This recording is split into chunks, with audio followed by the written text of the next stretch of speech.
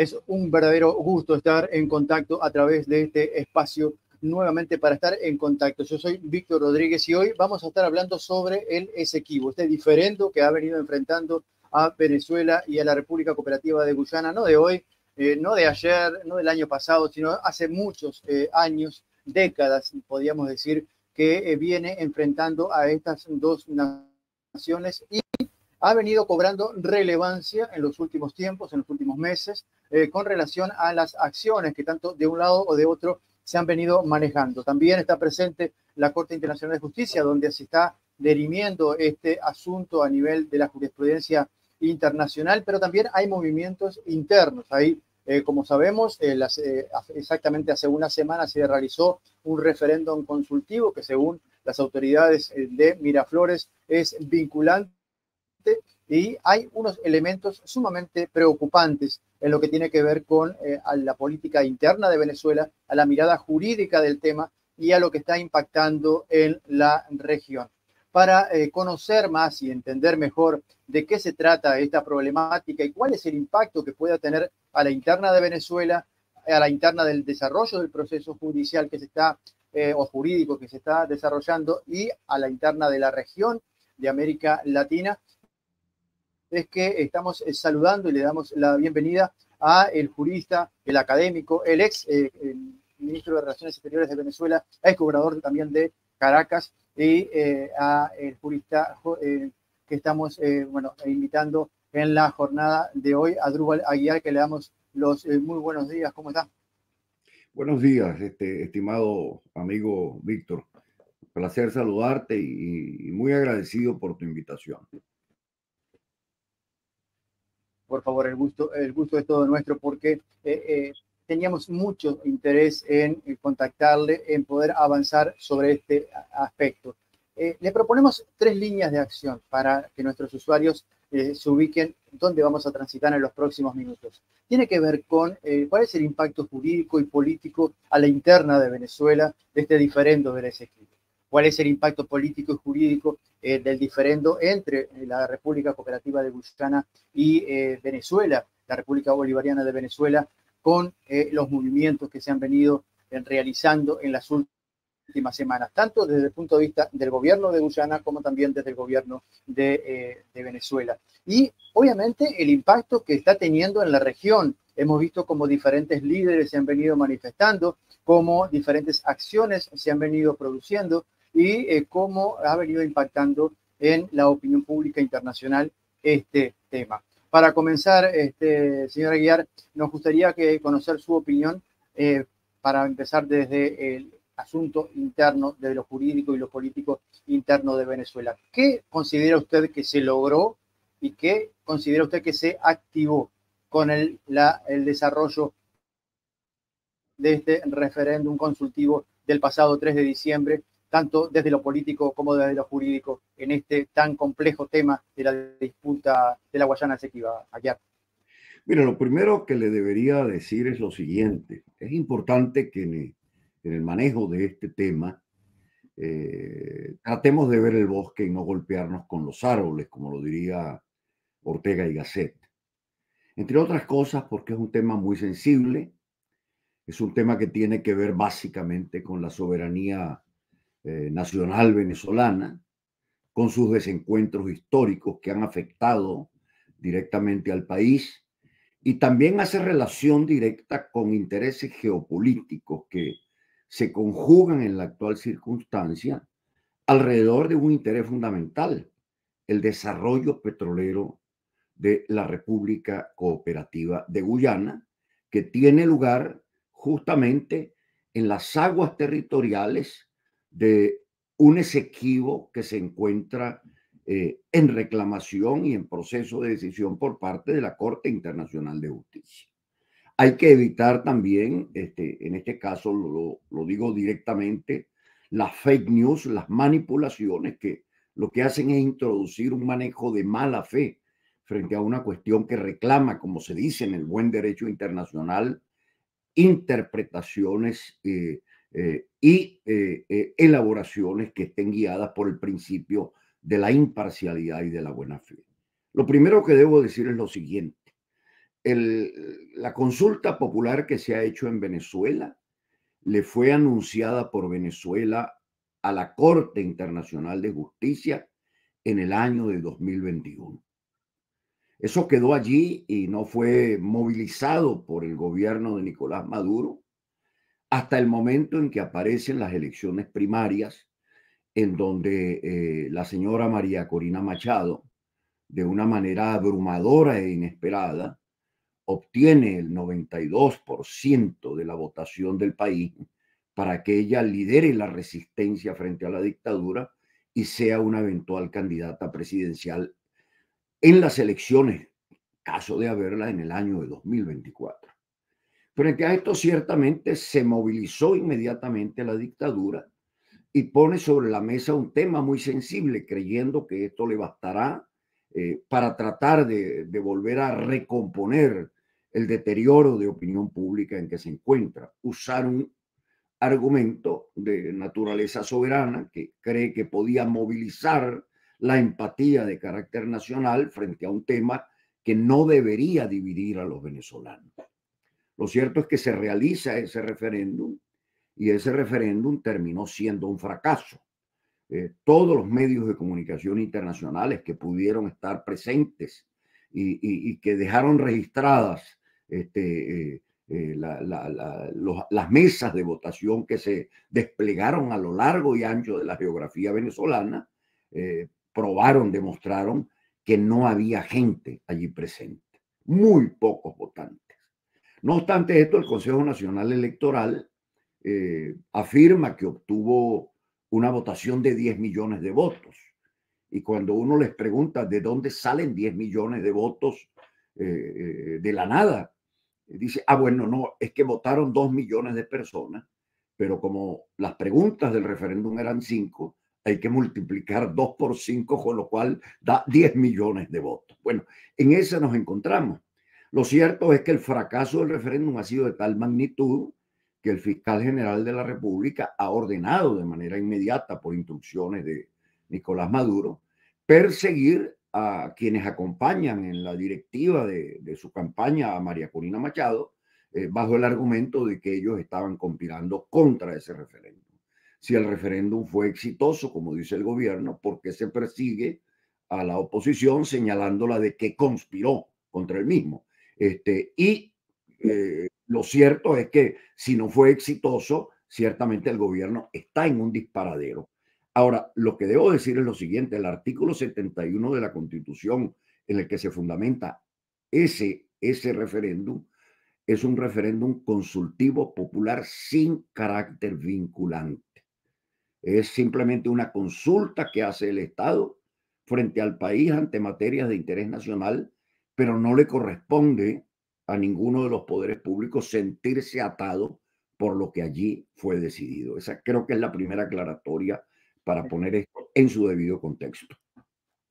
Aguiar, usted seguramente mucho más y mucho mejor que nosotros ha escuchado luego del 3 de diciembre en adelante palabras del presidente Nicolás Maduro hacia abajo, diferentes voceros del gobierno de Venezuela que han dicho que era una falacia decir que este referéndum no era vinculante y que el gobierno iba a acatar lo que se resolvía en esta votación, que obviamente cuando se muestran los datos se identifican con un altísimo porcentaje por la opción del sí a lo que planteaba el gobierno en cada una de estas 5 preguntas. Le hago esta acotación porque aquí ya empezamos a transitar hacia el segundo hilo que tiene que ver con el referéndum como tal, entre el aspecto jurídico de este segundo elemento de análisis que tiene que ver con la Corte Internacional de Justicia. Porque en la tercera pregunta se consultaba o se consultó al pueblo venezolano si está de acuerdo con la posición histórica de Venezuela de no reconocer la jurisdicción de la Corte Internacional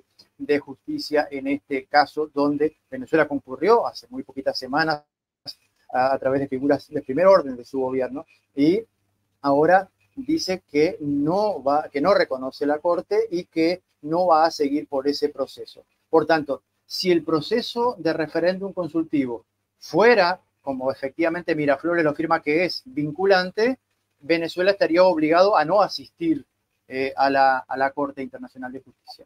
En base a su mirada, que dice que él o a su concepto de esta situación, donde afirma que el referéndum no es vinculante, el gobierno de Miraflores tendría las manos libres como para efectivamente rectificar su posición de no asistir y acudir el próximo abril de 2024 a presentar esta contramemoria a la Corte. ¿Estamos de acuerdo? Bien, lo primero que debo decirles es lo siguiente, es que entrar en debates de naturaleza constitucional con una dictadura es muy difícil.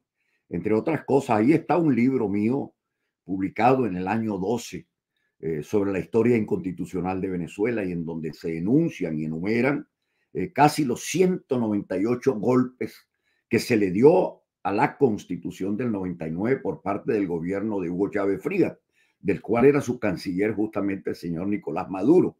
Ellos interpretan y reinterpretan la Constitución para hacerle decir aquello no dice, aquello que ella no dice. Yo al oyente solo le diría, busquen en la web la Constitución de Venezuela del año 1999, revise el artículo 71 y cualquier persona se convencerá que esa es una consulta que no tiene carácter vinculante. Ahora, hay un hecho sí muy grave, y es que cuando uno lee las 5 preguntas que fueron elaboradas para el referéndum, son preguntas que sí violan el ordenamiento constitucional venezolano por su contenido y son preguntas también que desdibujan y reescriben lo que ha sido la verdad histórica de esta reclamación. Y voy al elemento central. ¿En dónde se apoya la reclamación de Venezuela? En el Acuerdo de Ginebra que firmó Venezuela con Gran Bretaña y con la entonces colonia británica de Guyana, en el lago de Lemán. Firma ese documento por Venezuela el ministro de Relaciones Exteriores Ignacio Iribarren Borges durante la administración del presidente Raúl Leoni. ¿Por qué se firmó ese acuerdo? A pesar de que existía un laudo arbitral en 1899 dictado en París por un tribunal arbitral que despojó a Venezuela de ese territorio. Bueno, por una razón muy elemental. Concluido el laudo arbitral, el defensor y abogado de Venezuela era el expresidente Hamilton de los Estados Unidos, Harrison de los Estados Unidos. Y el presidente Harrison confiesa, y él, sobre todo su colega Severo Malet Prevost, abogado de la causa venezolana, en su testamento póstumo que hace público en el año 49, que hubo una colusión entre el presidente del tribunal ruso y en este sentido, y los jueces británicos del tribunal arbitral para hacerse reparticiones en el Asia Central y como consecuencia de eso compensar a Gran Bretaña entregándole el territorio venezolano del Esequibo. Esto es una realidad que, por cierto, dio lugar a la publicación de un libro muy famoso que consta tiene un prólogo muy amplio y desarrollado del doctor Héctor Grogespiel, que fue canciller del Uruguay. Ese documento está allí.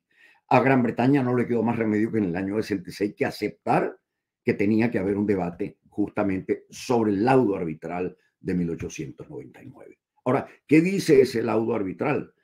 Que por la vía de las negociaciones hay que encontrar una solución satisfactoria, recíproca para las partes, vale decir, una solución transaccional. Pero en el discurso de Iribarren Borges, cuando presenta el Acuerdo de Ginebra al Congreso, dice: la tesis venezolana fue siempre la de ir a la Corte Internacional de Justicia. De consiguiente, si no hay acuerdo con Guyana por la vía amigable, encontrando una solución recíprocamente satisfactoria para las partes, al final el secretario general de Naciones Unidas debe escoger ese medio de solución y a ese se someterán las partes. Eso consta en las actas del acuerdo. Bueno, pues bien, el secretario actual de Naciones Unidas dijo: mire, han pasado tantas décadas, no hay solución alguna, llevemos el caso ante la Corte Internacional de Justicia. Y allí la Corte declaró su competencia para conocer. Venezuela ha dicho: no voy a la Corte, pero ha ido, estuvo en las audiencias relacionadas con las excepciones preliminares, acreditó sus abogados, incluso le pidió a la Corte designar un juez ad hoc porque no había un venezolano sentado en el colegiado de la Corte, se designó a un juez extranjero por petición de Venezuela, y es un absurdo hoy en día pretender decir que no se va a la Corte porque no lo permite el Acuerdo de Ginebra. Eso es una reescritura que ciertamente le hace un profundo daño al país. Ahora, Aguiar, antes de pasar a las repercusiones que todo esto está teniendo y seguramente va a seguir teniendo en la región y más allá de la región inclusive, porque ahí está involucrado Estados Unidos, obviamente, está involucrado Inglaterra también, obviamente que ha salido a manifestarse sobre el caso recientemente y otras figuras tanto públicas como intereses privados. Le quería consultar, volviendo un poco atrás a lo que es la figura interna, usted mencionaba con respecto a esta persecución judicial que se ha desatado contra algunos líderes vinculados a la candidata electa en las primarias, María Corina Machado. En ese ficha, en esa lista de personas que se han judicializado a través del recuerdo lo que muestra el fiscal general de la República de Venezuela, no aparece María Corina Machado. María Corina Machado fue una de las personas que frontalmente salió públicamente a decir que Miraflores suspendiera el referéndum consultivo prácticamente días antes de que se realizara el 3 de diciembre. De acuerdo a su visión, a su percepción y a su conocimiento del manejo interno de la política venezolana, ¿a qué responde que María Corina no esté dentro de este organigrama delincuencial que se planteó públicamente y que tantas dudas ha generado con respecto a cuál es su verisimilitud para seguir adelante con esta investigación? Mire, porque el gobierno tampoco es tonto. Él sabe ciertamente que lo que le interesa al final es poder debilitar la figura de María Corina Machado, porque ella representa un verdadero peligro para la estabilidad del régimen que ya lleva 23 años en ejercicio. María Corina Machado, de acuerdo a lo que indican las tendencias y las encuestas nacionales, de una manera abrumadora derrotaría en cualquier elección justa y limpia en Venezuela al actual régimen instalado en el país. El gobierno en una primera instancia, ¿qué trató de hacer? Trató de cooptar las elecciones primarias para evitar que María Corina Machado pudiese ser candidata. Y anunció una fake news. Dijo, María Corina Machado está inhabilitada. Resulta ser que no existe un expediente administrativo, no hay un expediente judicial al que haya sido convocada la señora Machado como consecuencia de una supuesta inhabilitación política que pese sobre ella. No existen estos documentos. No obstante lo cual, el gobierno hace correr esa tesis para impedir que los electores vayan a las elecciones primarias y voten por una candidata que al final no podría ser candidata. Esa fue la primera etapa. La segunda etapa es elemental. Simplemente, al perseguir judicialmente al equipo de colaboradores de María Corina Machado, el gobierno cree con esto simplemente cortarle las manos para que ella tenga mayores dificultades en el proceso de construcción de su opción electoral hacia el año 2024. Eso es algo absolutamente elemental y es parte de la práctica que siempre de manera repetitiva ha hecho el gobierno con estos procesos sostenidos de encarcelaciones de quienes le hacen oposición o muestran resistencia a sus actividades dentro de la dictadura. Uno de los señalados como conspirador o como integrante de esta trama de conspiración para sabotear el pasado referéndum fue el ex ministro Rafael Ramírez. Ramírez acusó públicamente también al gobierno de Venezuela de ser ellos los responsables de haber entregado el Esequibo a la ExxonMobil y que, bueno, él en su gestión había nacionalizado la gestión de la ExxonMobil, de la petrolera, para nacionalizar petróleos de Venezuela y sus acciones. En estas acusaciones y contraacusaciones, el tiempo corre, el mes de abril está a la vuelta de la esquina y la pregunta sería, ¿qué pasa si Venezuela efectivamente no se presenta a la Corte? ¿Qué pasa con ese territorio para los intereses geoestratégicos y geoenergéticos de Venezuela? Mire, dos cosas es importante puntualizar desde el punto de vista histórico y de lo actual con relación a lo que me pregunta. En primer lugar, la persecución del señor Rafael Ramírez hace parte de la confrontación interna que existe entre el madurismo y el chavismo en Venezuela. Rafael Ramírez ha sido perseguido, fue el ministro de Petróleo de Hugo Chávez hasta el final, mientras ejercía como canciller Nicolás Maduro.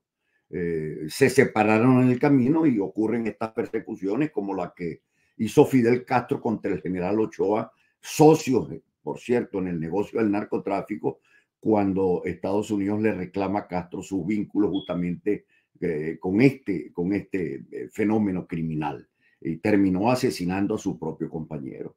Pues bien, lo persiguen porque creen, me imagino que de los recursos que se pudo hacer Rafael Ramírez como ministro del petróleo y presidente de la industria petrolera, dirá él, se está financiando la conspiración contra el gobierno de Venezuela. Pero ¿cuál es el dato histórico cierto? En el año 2004, ahí está un documento que se puede conseguir en la web. El nombre, la nueva etapa, el nuevo mapa estratégico del desarrollo de la revolución bolivariana. Hugo Chávez, de puño y letra, dice allí que la reclamación con Guyana no se va a resolver ni en el corto, ni en el mediano, ni en el largo plazo. Pero que a él solo le importa tener a Guyana como aliada política para poder destruir el eje monroísta, lo llama así, en América Latina. Vale decir, confrontar contra los Estados Unidos. Cuba ha sido la gran protectora de Guyana a lo largo de la reclamación que sostuvieron los gobiernos democráticos por el Esequibo. Llegado Hugo Chávez al poder de manera inmediata, él sostiene que en definitiva hay que privilegiar los intereses geopolíticos e ideológicos y por lo tanto bajarle la tensión a la confrontación con Guyana para tenerla como aliada del proceso revolucionario que lleva adelante el Foro de San Pablo. Esa es la gran realidad. El cambio de Maduro, el giro de Maduro en las circunstancias, es porque encontró que frente al proceso de desmoronamiento que tiene, si toma a manos una bandera patriótica que pueda movilizar a los venezolanos, cree él con esto poder resucitar justamente el desprestigio del gobierno. Entonces, eso es lo primero que tenemos que tener claro. De acuerdo con la Corte Internacional de Justicia, en el momento en que la Corte decidió conocer, por pedido del secretario general de la ONU, dijo claramente, si Venezuela participa o no participa en el proceso de acuerdo con las reglas de la Corte, el proceso sigue hasta su decisión final. Hay una norma, por cierto, en el estatuto de la Corte que dice que cuando la contraparte no se presenta en el juicio, la Corte está obligada a darle la razón al demandante.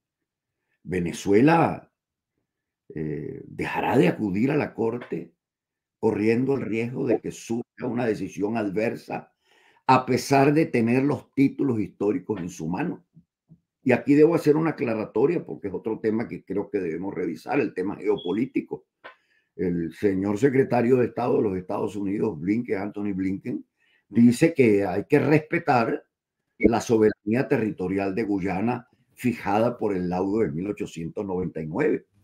Y me pregunto yo, el señor Blinken no se ha leído la decisión de la Corte más reciente, esta que tiene que ver con las medidas cautelares que pidió Guyana para frenar el referéndum en Venezuela y en donde dice la Corte, Guyana conserva y tiene el control y la administración del territorio.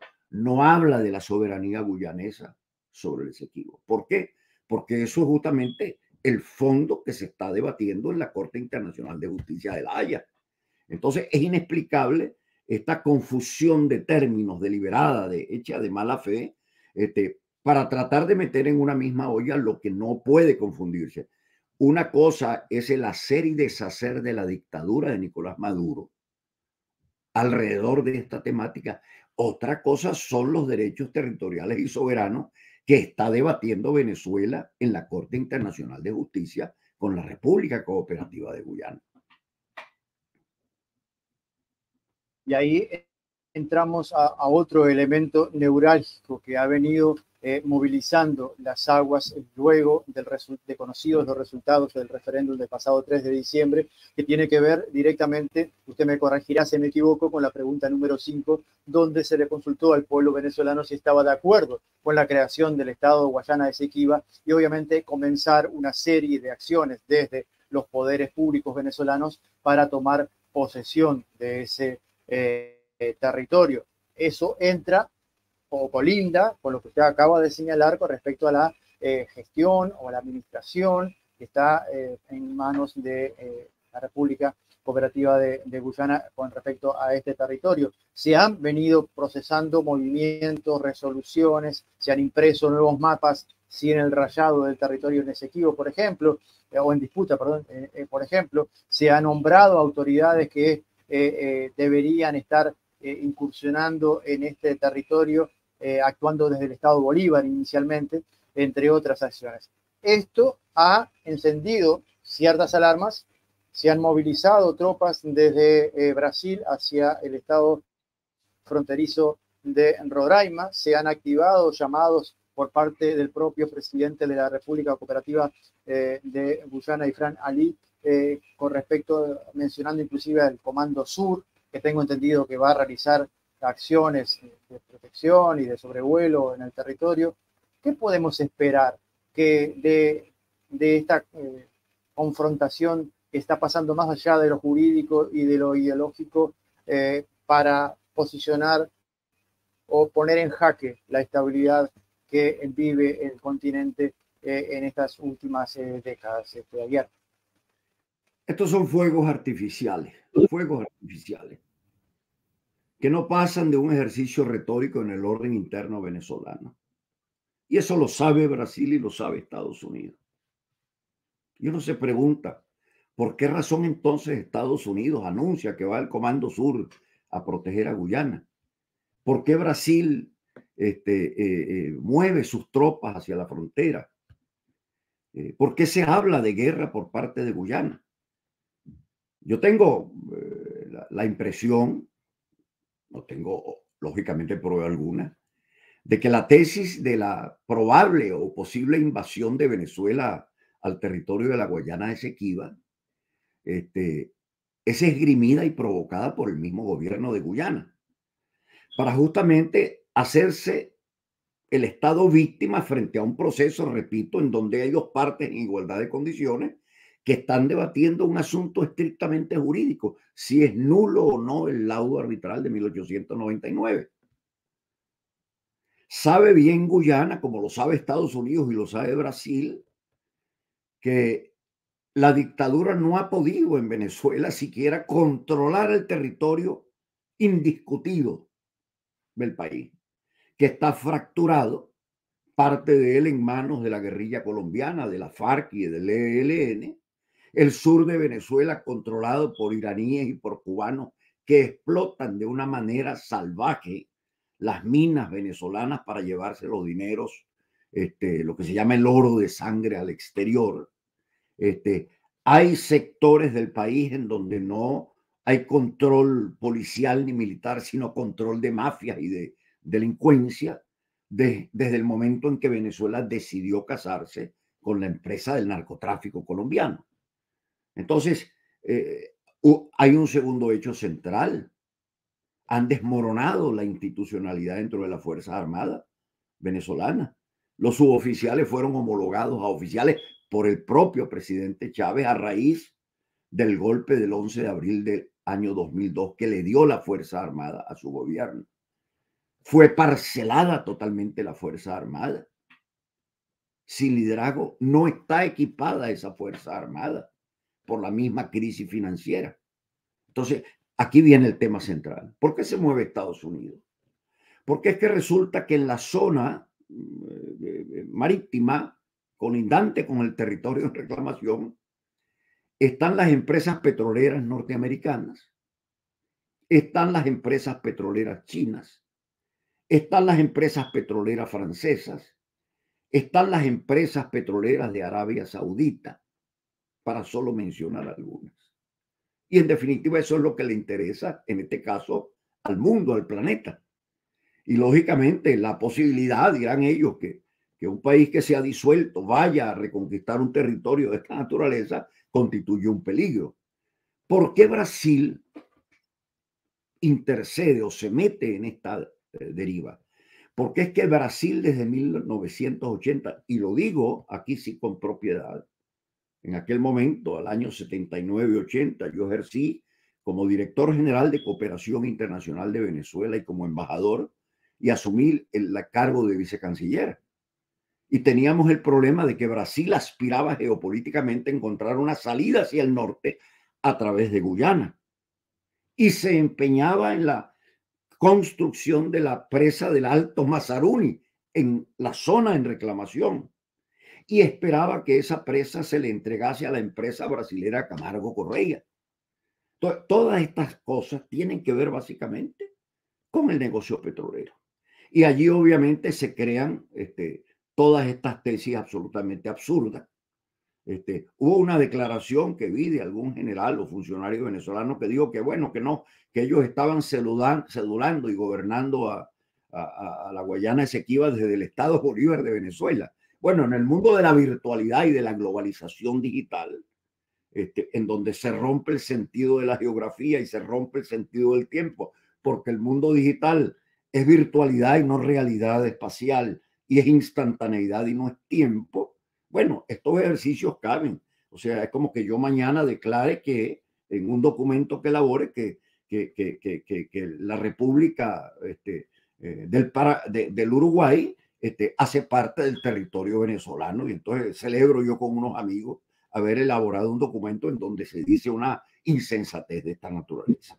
Entonces ahí hay que tener por eso mucha serenidad, y vuelvo a Ortega y Gasset, mirar el bosque y no golpearse con los árboles.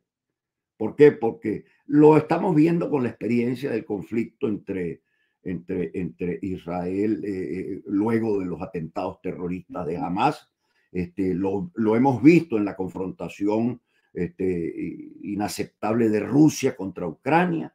Entonces hay quienes hoy en día se imaginan que Guyana podría ser la Ucrania de América Latina. Señores, pónganle seriedad y sensatez a esto, justamente porque al final la única realidad es esta. El destino del territorio Esequibo está en manos de la Corte Internacional de Justicia.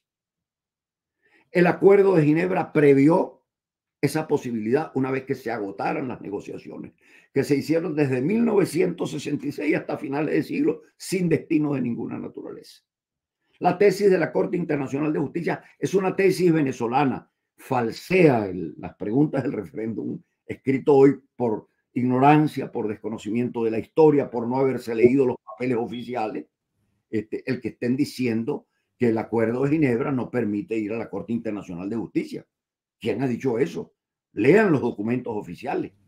Entonces es la Corte de la Haya a donde Venezuela tiene que acudir de todas en abril del año 2024 a presentar su contrarréplica, y tiene suficientes posibilidades porque hay suficiente documentación histórica que demuestra esto. Cuando concluyó el conflicto de 1899, esto debe recordarlo el secretario de Estado Anthony Blinken, el expresidente que defendía a Venezuela, Harrison, recuerda que los jueces americanos sentados en el tribunal le dijeron: no podemos seguir en esta farsa creyendo que nosotros somos jueces y de que ustedes son abogados, frente a la colusión que se había presentado entre los rusos y los británicos, en una sentencia que no tiene exposición de motivos, en una sentencia que fue una transacción política, tomando en consideración la presencia de Inglaterra en el Asia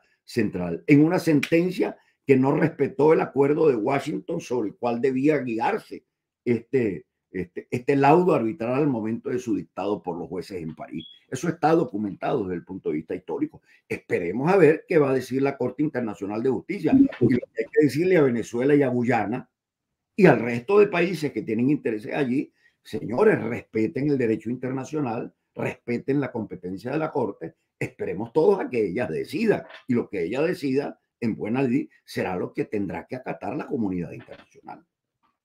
Ahora, Aguiar, hay un elemento que lo hemos venido consultando porque nos interesa conocer la opinión de los expertos en la materia, que tiene que ver con qué pasa con los habitantes en territorio. Estamos hablando de más de 120.000 personas, más o menos, que se están manejando, dependiendo de quién los cuenta, pero estamos hablando largos, más de 100.000 habitantes de ese territorio que en sí se maneja que es un territorio altamente selvático, que es poco poblado y demás, pero hay una población que es en gran parte nativa de ese territorio. Cuando Venezuela saca un referéndum consultivo a su población, obviamente que los esequibanos no pueden votar en ese referéndum para definir si quieren estar formando parte de Venezuela o si quieren formar parte de Guyana o no quieren formar parte de ninguna de las dos. Entonces, ¿cuál es su mirada, su percepción con respecto a cómo atender de existir un reclamo de estos habitantes esequibanos de ese territorio que hoy es en reclamación, pero al haber estado tanto tiempo, se genera un elemento identitario allí de sus habitantes? ¿Cómo se soluciona esa situación entonces? Mire, hay varios temas que usted plantea y que están sobre la mesa. En primer lugar, tratemos de diluir lo que son los fuegos artificiales. El referendo revocatorio, uno de los asuntos que trata es la posibilidad de crear un Estado desde Venezuela sobre el territorio Esequibo. Esto no es sino un plagio de la historia. El general Antonio Guzmán Blanco en el siglo XIX, cuando estaba enfrentando directamente al imperio británico en su manía terrofágica de avanzar sobre el territorio Esequibo, siendo, y esto hay que recordarlo, que los británicos, herederos de los holandeses, lo que tenían era 3 caseríos en la zona oriental del río Esequibo. Ellos, por la vía de los hechos, se fueron metiendo con sus cartógrafos para tratar de llegar hasta las bocas del Orinoco. Les interesaba el control geopolítico de América del Sur en el momento de declinación de España. Esto es historia que está documentada. El general Antonio Guzmán Blanco en el siglo XIX, en medio de esa controversia, que decidió: voy a crear el territorio federal del Delta, que limita con el río Esequibo. Y le voy a entregar concesiones, lo hizo, está la concesión Manoa a los Estados Unidos para que los empresarios de Estados Unidos que tienen allí concesiones les sirvan de contrapeso a Gran Bretaña. Segundo tema, anuncia el gobierno de Venezuela: vamos a crear ahora un mapa que tenga el territorio Esequibo incorporado para que los estudiantes de la escuela venezolana sepan que eso es de Venezuela. Plagio.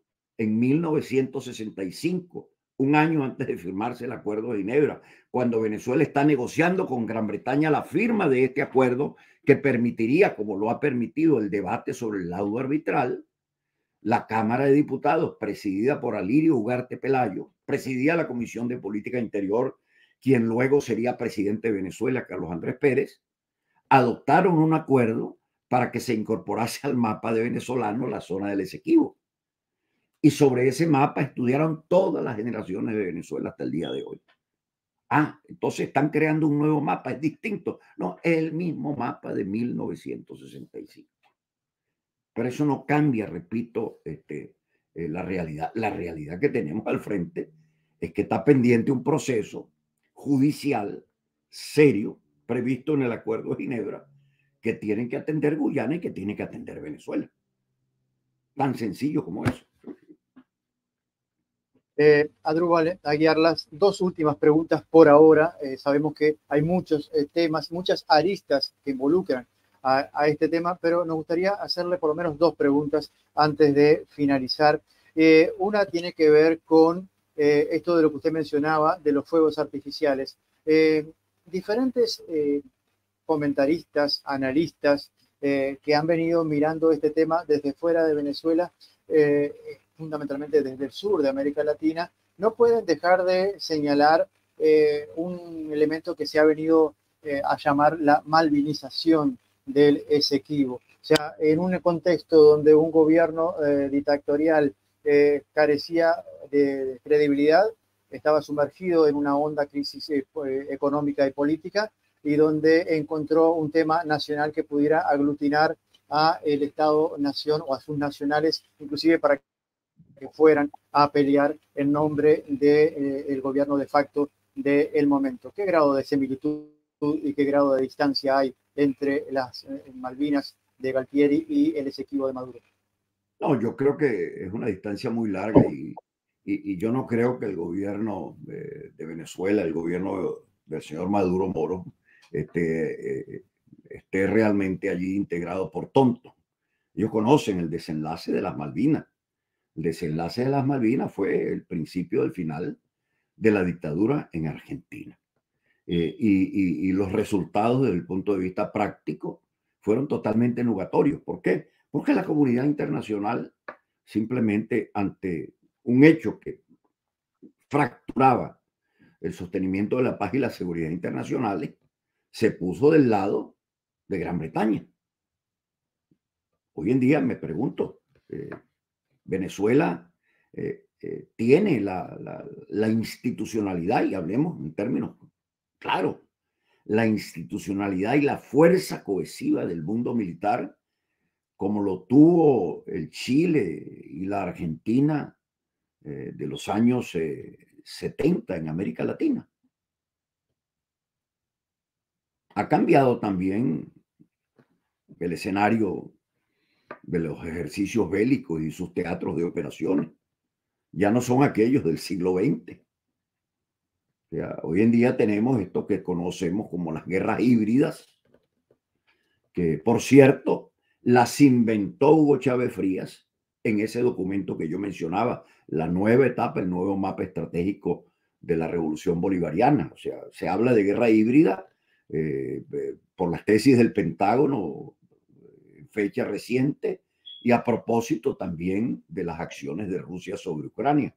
Pero la modalidad de la guerra híbrida propia del siglo XXI, que incorpora la fake news, o sea, el uso de fuegos artificiales para a partir de medias verdades construir verdades absolutas o transformar mentiras en verdades, eso es parte justamente de este tipo de realidades. Entonces, la posibilidad, yo insisto, de que vamos a tener una controversia militar, una suerte de Ucrania en América Latina, eso lo dirán fundamentalmente las empresas petroleras o lo dirán los lobistas de las empresas petroleras, justamente para tratar de asegurarle el espacio que tienen las empresas transnacionales del petróleo hoy en día en ese mar territorial de un territorio que está en debate, que tiene que decidirlo la Corte Internacional de Justicia.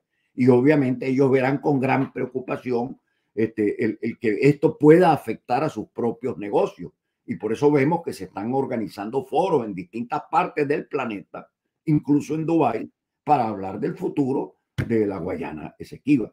Así que yo digo, ponerle, o sea, ponerle sordina a este ruido que yo en el fondo lo siento irresponsable. Irresponsable porque nadie le puede desear a América Latina, y menos en la circunstancia actual, una controversia de esa naturaleza. América Latina, esto lo debo decir, está descolocada y situada en el último ferrocarril de la historia. Lo digo con dolor, porque en la medida en que uno ve a China y a Rusia, en días previos a la guerra con Ucrania, anunciar que ellos son civilizaciones milenarias con estabilidad suficiente para la gobernanza global, nosotros en América Latina, pendientes de tumbar las estatuas de Cristóbal Colón con un gran complejo adánico, destruyendo y quemando las iglesias, acabando con los símbolos, porque en definitiva consideramos que no tenemos ni historia ni memoria. Lo que está pasando en Venezuela y en la opinión pública alrededor del tema de Guyana y de Venezuela es exactamente esto: falta de memoria, y falta de memoria interesada, porque estamos en un escenario de digitalización, de gobernanza global, en donde las fake news están a la orden del día y se manejan justamente como parte de esa guerra híbrida del siglo XXI. Finalmente, aquí agradeciendo nuevamente su gentileza y su amabilidad por compartir estos minutos para con nosotros y nuestros usuarios a lo largo y ancho del continente y más allá. No podemos ignorar que, bueno, de transcurrirse el cronograma electoral que está previsto, el año que viene debería haber elecciones nacionales en Venezuela, como en otros países, pero en Venezuela en particular, que es lo que nos concierne hoy. Por cronología, la presentación de Venezuela ante la Corte Internacional de Justicia debería ser en el mes de abril. Por cronología, las elecciones van a ser en el segundo semestre. Todo indica que van a ser en el segundo semestre, si bien no hay fecha todavía confirmada. La pregunta va dirigida a cuál puede ser los escenarios posibles del próximo gobierno de haber cambio de gobierno en Venezuela, con un fallo favorable a Venezuela con respecto al territorio Esequibo y un nuevo gobierno, sea quien sea que gobierne el nuevo periodo Yo no quiero gubernamental hacer en ejercicio, Venezuela, no, o sea, con un fallo adverso de sí, la Corte. yo no quiero hacer ejercicios de futurología con relación al caso porque no es responsable. Yo tengo 50 Sí. años enseñando Derecho Internacional en nuestras universidades, en las nuestras y en las argentinas, y no creo que es lo que se corresponda. Solo me sirve y me es útil lo declarado por María Corina Machado de manera muy contundente. La soberanía no se consulta, se ejerce. Y lo responsable es acudir a la Corte Internacional de Justicia y defender profesionalmente los intereses de Venezuela, con toda la documentación histórica que reposa en manos de Venezuela. Eso es lo que corresponde hacer. Perfecto, señor Adrúbal Aguiar, le agradezco muchísimo nuevamente en nombre de mi persona y de todo el equipo de Píldoras Digitales y de Es la Hora de Hablar, su deferencia por atendernos en la jornada de hoy. Estaremos pendientes a cómo se sigue resolviendo este tema dentro y fuera de Venezuela, dentro y fuera de la Corte, para que tengamos una resolución definitiva de este diferendo que ha venido movilizando no solamente a Venezuela y a la República Cooperativa de Guyana, sino también a el continente todo en torno a este diferente. Un gran abrazo y será hasta una próxima Muchísimas gracias, Víctor. Muchísimas gracias por tu invitación oportunidad. y por haber compartido conmigo este programa. Que tenga un excelente día.